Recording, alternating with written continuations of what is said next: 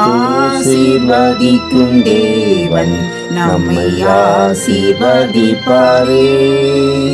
துதி ஸ்தோத்திரம் இயேசுநாதா, துதி உமக்கே என்றுமே.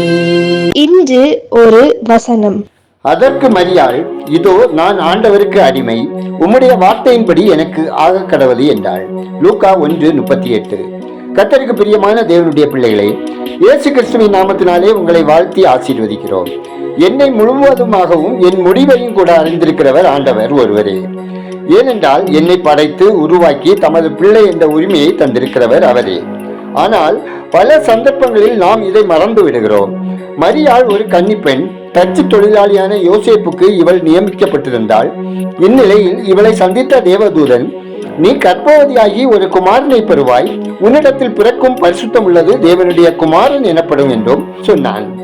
தேவதூதன் விவரத்தை விளக்கியதும் எந்தவித தயக்கமும் இன்றி, ஒரு கன்னி கர்ப்பவதியானால் என்ன ஆகும் என்பதை தெரிந்திருந்தும், இதோ நான் ஆண்டவருக்கு அடிமை, உம்முடைய வார்த்தையின்படியே எனக்கு ஆக கடவுது என்று தன்னை அர்ப்பணம் செய்தாலே அந்த இடத்தில் மரியாள் உயர்ந்து நிற்கிறாள். யூத கன்னி பெண்கள் அநேகர் இருந்தும் கர்த்தர் தமது தூதனை ஒரு சாதாரண பெண்ணாகிய மரியாளிடமே அனுப்பினார் என்றால் அவர் அவளை எவ்வளவாக அறிந்திருந்தார் என்பது விளங்குகிறது. மீண்டும் அவர் கன்னி வயிற்றில் வந்து பிறக்கப் போவதில்லை. அவருடைய இரண்டாம் வருகைக்கு மக்களை ஆயத்தம் செய்வதற்கு ஏராளமானவர்கள் தேவை. நாம் கன்னிகையோ பலவீனரோ முதுமையிலோ இருந்தாலும் கூட, இதோ நான் ஆண்டவருக்கு அடிமை என்று தங்களை யார் அர்ப்பணிக்கிறார்களோ அவர்கள் பாக்கியவான்கள். தன்னையே அர்ப்பணித்த மரியாள் பாக்கியவதி என்று அழைக்கப்பட்டாள். பிரியமானவர்களே, மரியாளை போன்று நம்மையும் அர்ப்பணிக்க முன்வருவோம். நம் மூலமாகவும் கர்த்தர் பெரிய காரியங்களை நிச்சயம் செய்வார். ஜெபம் செய்வோம். எங்களை அதிகமாய் நேசிக்கிற அன்பின் பரலோக பிதாவே, ஆசீர்வாதமான இந்த நாளுக்காய், இந்த நாளின் வசனத்திற்காய் நன்றி சொல்லுகிறோம். அப்பா, நித்திய அழிவினின்று மக்களை காப்பாற்றும் பணியில் உமது அடிமையாக என்னையும் பயன்படுத்த வேண்டுமாய் ஜெபிக்கிறோம். ஆண்டவரே, எங்களது வாழ்நாளின் இறுதி வரை இந்த பணிகளை செய்வதற்கு எங்களை அர்ப்பணிக்கிறோம், ஏற்றுக்கொள்வீராக. ஆண்டவரே, இந்த நாளில் உமது கட்டளைகளை கைக்கொண்டு உமக்கு பிரியமானதை செய்து உம்மை மகிமைப்படுத்த பரிசுத்தாவியானவரின் ஆளுகைக்கு எங்களை அர்ப்பணிக்கிறோம். கிருபை தந்தருளுங்க. உங்க வசனம் எங்கள் கால்களுக்கு தீபமும் பாதைக்கு வெளிச்சமுமாய் இருப்பதற்காய் ஸ்தோத்திரம். கர்த்தாவே, குடும்பங்களில் தேவ சமாதான நிறைவாய் பெருகவும், அனுதின தேவைகள், அப்பம், தண்ணீர், வருமானம், பொருளாதாரம் ஆசீர்வதிக்கப்படவும் ஜெபிக்கிறோம்.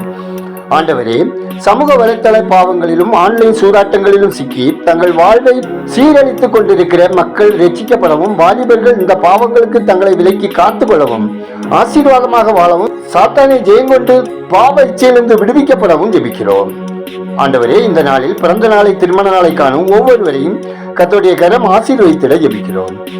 ஆண்டவரே, கஞ்சா, மதுபானம் மற்றும் போதைப் பொருட்களினாலே தாக்கப்படும் பள்ளி, கல்லூரி மாணவர்கள் மற்றும் கூலி வேலை செய்கிறவர்கள், அரசு பணி செய்கிறவர்கள் கெட்டலைகிற நிலையிலிருந்து விடுவிக்கப்படவும், மனம் திரும்பவும், ரட்சிக்கப்படவும், குடும்பத்தில் தேவ சமாதானம் நிலைத்திருக்கவும் ஜெபிக்கிறோம். கர்த்தாவே, சிறுநீரக வியாதியினாலும், இதய நோயினாலும், சர்க்கரை நோயினாலும், கேன்சர் நோயினாலும், எலும்பு தேய்மானங்களோடும், நுரையீரல் வியாதியினாலும், கட்டிகளினாலும், பலவீனங்களோடு, மனச்சுமைகளோடு வாழும் ஒவ்வொருவர் வாழ்விலும் தேவரீர் அற்புதம் செய்து அன்பு கரங்களால் தாங்கி ஆரோக்கியத்தோடு வாழ இரக்கம் செய்தல்ல ஜெபிக்கிறோம்.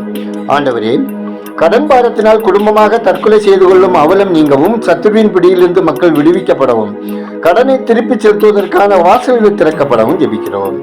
கர்த்தாவே, யூடியூப், இணையதளங்கள், சோசியல் மீடியாக்கள், வாட்ஸ்அப் மூலமாக நடைபெறும் ஊழியங்கள் ஆசீர்வதிக்கப்படவும், தேவ சத்தத்துக்கு மக்கள் செவி மடுக்கவும், ரட்சிக்கப்படவும் ஜெபிக்கிறோம். ஆண்டவரே, பெருகி வரும் பாலியல் குற்றங்கள் தடுக்கப்படவும், சிறு பிள்ளைகள், பெண் பிள்ளைகள் பாதுகாக்கப்படவும், இக்குற்றங்களில் ஈடுபடுகின்றவர்கள் தண்டிக்கப்படவும், மனம் திரும்பவும், தேசத்தில் புனிதமும் அமைதியும் காக்கப்படவும் ஜெபிக்கிறோம். கர்த்தாவே, பல மாதங்களாக வேலைக்காக முயற்சிப்பவர்களுக்கு கர்த்தர் இரக்கம் செய்திடவும், குடும்பங்களிலே திருமண வயதில் வாழ்க்கை துணைக்காக ஜெபித்து வரும் சகோதர சகோதரிகளுக்கு கர்த்தருடைய வேளையில் திருமணம் கைகூடி வரச் செய்யவும், திருமணமாகி பல ஆண்டுகளாய் குழந்தை பாக்கியத்துக்காக காத்திருக்கும் சகோதரிகளுக்கு கர்த்தருடைய கண்கள் தயை கிடைக்க செய்திடவும் ஜெபிக்கிறோம்.